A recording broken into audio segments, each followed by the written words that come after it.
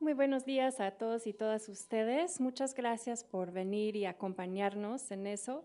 Quiero también en particular agradecer a Isabel por estar con nosotros. Creo que a pesar de no tener voz y estar aquí es emblemático de su compromiso con ese tema y con nuestro trabajo. Muchas gracias. Y también decir que para mí es un gran honor compartir ese espacio con Miguel y Gabriel, que son personas conocidas en todo el mundo por su trabajo y un trabajo destacado en esos temas. Entonces, muchas gracias. Aquí, de hecho, no vamos a entrar en cada uno de los detalles porque no tenemos tiempo y que también, si entramos en todos los detalles y le mostramos todo, entonces no tienen incentivo para leer el informe. Entonces, más bien, lo que vamos a hacer es mostrar unos de los hallazgos para darle una idea del tipo de análisis que nos parece interesante, relevante y para incluir en este momento en el país. ¿Ok? Bueno, entonces vamos a empezar. Como ya dijo Dailo en nombre de Isabel, ya destacó un poco los objetivos de eso. ¿Por qué UNICEF decidió hacer ese informe? Hace unos años nos sentamos a hacer un poco de análisis, cómo podemos visibilizar a los niños que no están, niñas, perdón, niños y niñas que no están cumpliendo con sus derechos. Y empezamos a hacer, ¿por qué no lo hacemos por ODM? Vamos a ir uno por uno viendo con la información que existe qué podemos saber que quien no está cumpliendo. La buena noticia, como ya hemos dicho, es que México sí va a cumplir la mayoría, por ahí, bueno, Gabriel sabrá, pero por ahí 90% de los indicadores o ya ha cumplido o va a cumplir con tiempo, entonces el país va muy bien. A pesar de eso, cuando desagregamos, que es lo que hicimos en el informe, vemos que todavía hay brechas persistentes que tenemos que atender. Entonces fue importante ese enfoque de equidad, pero también un enfoque en la cobertura de los programas sociales, los grandes que cuentan con esa información, para ver si efectivamente por sus objetivos se están dirigiendo a esos niños y niñas que quedan afuera hasta ahora. Y por fin, como ya dijimos, colocar el tema tanto de la infancia como la equidad en la agenda post-2015, que pues la buena noticia que México ha tenido un papel de mucho liderazgo en esa discusión en el escenario global y queremos incidir más en ese tema. Bueno, para empezar, cuando hablamos de niños, niñas y adolescentes, el mandato de la Convención sobre los Derechos del Niño se dirige a los menores de 18 años, entonces por eso es la población en cuestión que representa 35% de la población en México, entonces tampoco es un grupito chiquito que no requiere una reacción y una política integral. Es muy grande. Aquí podemos ver el porcentaje de esa población que se define como indígena, por la definición de la CDI, es 11%, que también es sustantivo. No aparece aquí, pero también es relevante para el análisis saber que los niños, niñas y adolescentes que viven en zonas rurales son 28% de la población. Bueno.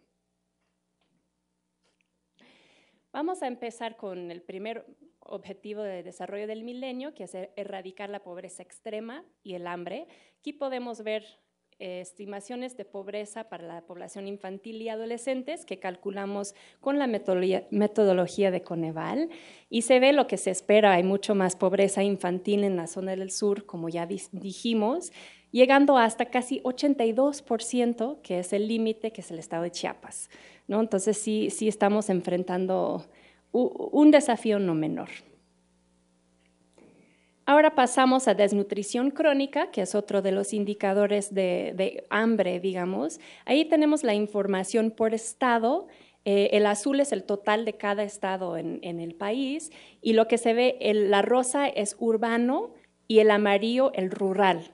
Y se puede ver unas disparidades entre estados, pero también dentro de los mismos estados. Está muy grande esas brechas. Pasamos al segundo objetivo, que es lograr la enseñanza primaria universal.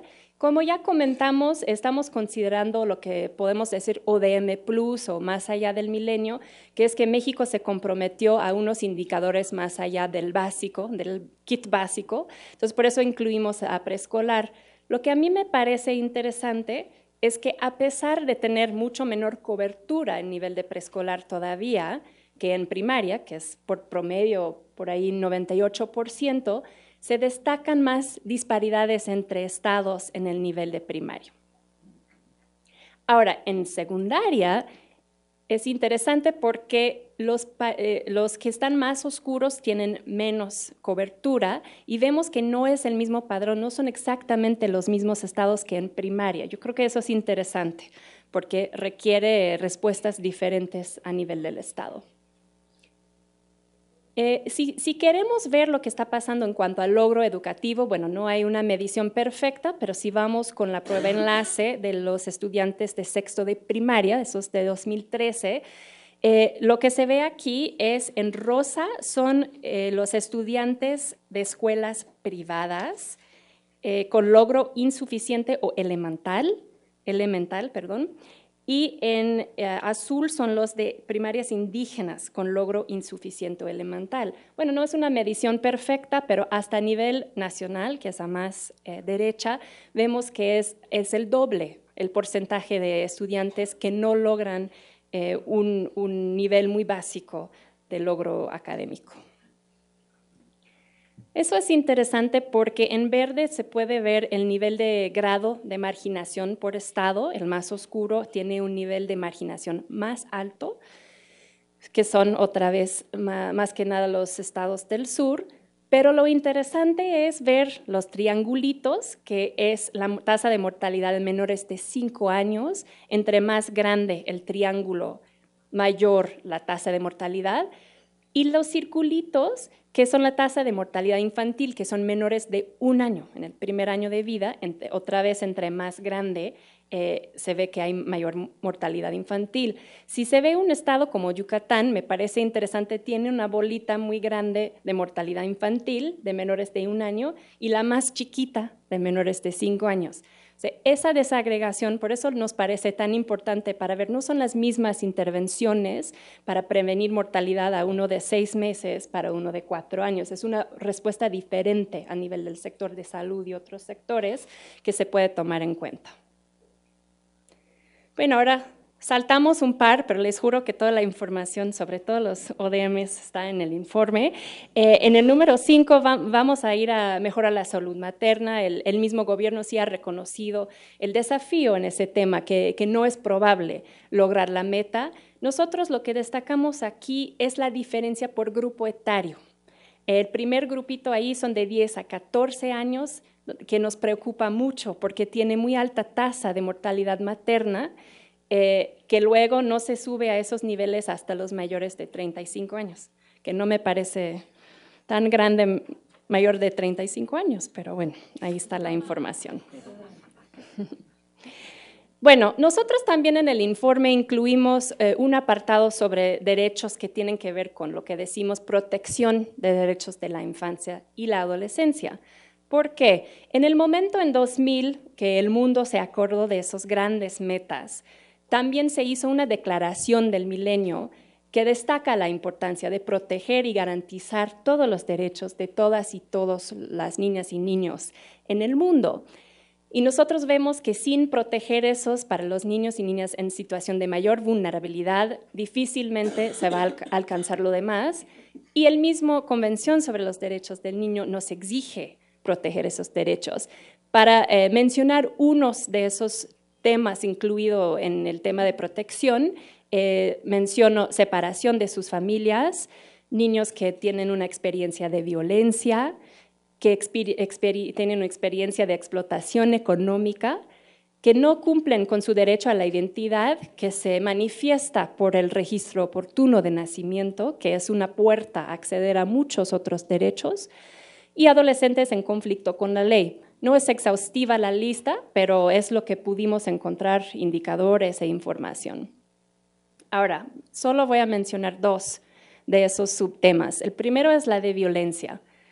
Reconozco por los que trabajan en estadísticas que el denominador de esas 2 variables no es exactamente lo mismo, pero el punto es mostrar 2 tendencias diferentes. La línea azul es lo que nos muestra desde el año 2005 cómo ha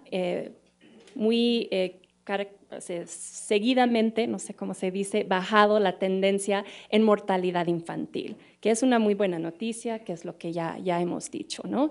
Al mismo tiempo, la línea rosa nos muestra las muertes por homicidio entre 10 y 19 años. Entonces, es decir, tenemos otros retos, ¿no? No es que vamos a buscar la solución de todo y quedarnos bien, sigue evolucionando la situación, tenemos que responder. El otro tema que quise mostrar una gráfica es ese mapita de trabajo infantil. Se ve que hay mayor trabajo infantil en los estados que están más verdes ahí. Sabemos que más de 2/3 del trabajo infantil está en zonas rurales, o sea, en zonas menores de 100,000 habitantes. En los varones es más en sectores de agropecuario. Y sabemos que 72% de los que trabajan entre 5 y 17 años son varones, ¿no? Entonces, hay que también saber a qué población, en qué sector, para otra vez definir la respuesta.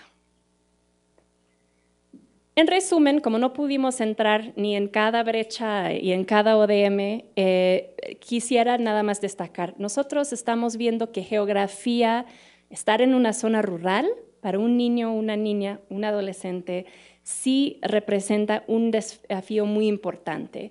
Y son 27% de los niños, niñas y adolescentes en el país, ¿no? Entonces ahí estamos viendo una brecha, ahí ven la lista de pobreza, desnutrición, muchos de los temas vemos esa brecha.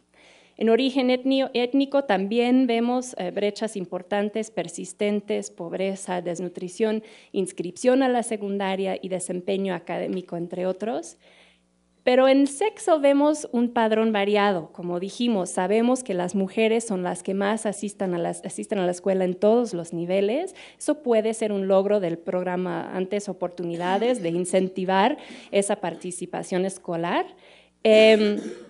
Pero al mismo tiempo sabemos que de los que no estudian y no trabajan, 64% son mujeres entre 12 y 18 años de edad. Entonces, eso es otro fenómeno que tenemos que pensar. Y como ya mencioné, el padrón de varones que trabajan en edades antes de ser legal, por ejemplo, es otra preocupación.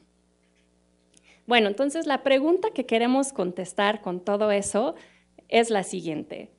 ¿Las acciones de política pública llegan a la población infantil y adolescente en mayor desventaja? Bueno, con la información que hay, vamos a tratar de contestar. Bueno, empezamos con una buena noticia. Seguro médico para siglo XXI, aquí se ve su distribución por decil de ingreso. A la más izquierda vemos el primer decil, el decil más pobre de la población, que tiene mayor cobertura en el programa y parece una distribución efectivamente progresiva. Ojalá eso tenga, un impacto en resultados en salud por los años que vienen. Vamos a educación. Eso me parece interesante. Otra vez a la izquierda vemos el decil más bajo de ingreso y el decil más alto al otro lado. Unas brechas muy importantes. Bueno, el amarillo es de estudios superiores, que no es el enfoque de esa publicación, pero sí se ve más pronunciado. Lo que a mí me parece interesante es que en la edad normativa de la media superior, que es el azul, se ve que se abre más la brecha por ingreso, relacionado al ingreso, al menos en el primer y el último decil, que es casi igual la tendencia en preescolar, que es la rosada, pero no tiene esos piquitos o esa brecha en los dos extremos, que me parece interesante. De hecho, en el primer decil en preescolar tiene mayor cobertura que la segunda, ¿no? Entonces, sí está llegando a tener un impacto más progresivo que la media superior. Y por fin llegamos a los programas, como ya comentó Dailo, que son programas de superación de la pobreza, que son muy reconocidos a nivel mundial por su innovación, que yo me acuerdo en mi maestría de pasar horas con Progresa en su momento estudiando, y esos son realmente modelos que todo el mundo toma como ejemplos. Tiene una oferta muy amplia. A veces algunos no tienen la misma información o de sus padrones para saber de su cobertura, o de sus resultados, pero el país sí cuenta con un organismo que evalúa de forma independiente y tenemos reglas de operación y mucha más información que otros países. Eso sí es la buena noticia. Aún así, hay programas que son progresivos en general, como es Prospera, pero llega a 52% de los niños, niñas y adolescentes en pobreza extrema. Entonces, ahí está faltando otra mitad y estamos hablando de casi 6 millones de niños, niños y adolescentes en pobreza extrema. Entonces, estamos hablando de no llegar a un poco menos de 3 millones, del mayor desventaja, ahora sí. Entonces, ¿qué pasa? También hay un programa que ahorita pasamos a la próxima lámina, que es el programa de apoyo alimentario, cuyo objetivo es de alguna forma cerrar esa brecha y llegar a quien no puede cumplir con la corresponsabilidad de Prospera por no tener acceso a una escuela, un centro de salud y lo demás. Ahí vemos interesantes brechas tanto de, errores más bien de exclusión y de inclusión, porque en el azul, eso es otra vez por estado, vemos número de personas cubiertos por el PAL, el Programa Alimentario. Y en la rosa es su población objetivo según sus reglas de operación, que es la población debajo de la línea de bienestar mínimo y sin oportunidades, ahora Prospera. Entonces vemos que hay estados que están cubriendo más, otros que menos, y todavía eso no entra en saber si está llegando a los que debe de llegar, nada más es una comparación del número. Entonces, con base en todo eso y lo demás que ahorita van a leer en sus casas, ¿qué recomendamos? ¿No? Nosotros vemos que hay una posibilidad, como dice el mismo Plan Nacional de Desarrollo, de integrar un padrón único de beneficiarios que nos permita focalizar mejor los programas sociales, porque ahora no sabemos exactamente a quién estamos llegando en todos los casos, pero sí sabemos que hay brechas persistentes. El hecho de definir una población objetivo con base en información sobre esas brechas que enfrenta la población, esas que nosotros pudimos cuantificar y más. Establecer y asegurar estándares mínimos de calidad. Sabemos, como ya mencionamos, hay una fragmentación en los sectores de salud y de educación que no nos permite llegar a todos los niños y niñas y adolescentes con la misma calidad de servicio. Entonces, eso es un reto que el país tiene que enfrentar y que ya está en eso. Y empujar una agenda de inclusión en la discusión global de prioridades post-2015, que afortunadamente es un papel que ha asumido México y es el tema que está empujando por lo que entendemos, pero siempre nos gusta ver que los indicadores de eso se definen en cuanto a brechas y cómo cerrarlos y no solo mirar los promedios nacionales que puede tener otra historia atrás, ¿no? Entonces, con eso en mente voy a pasar el espacio a los colegas a escuchar y no quitarles más tiempo a sus comentarios. Muchísimas gracias.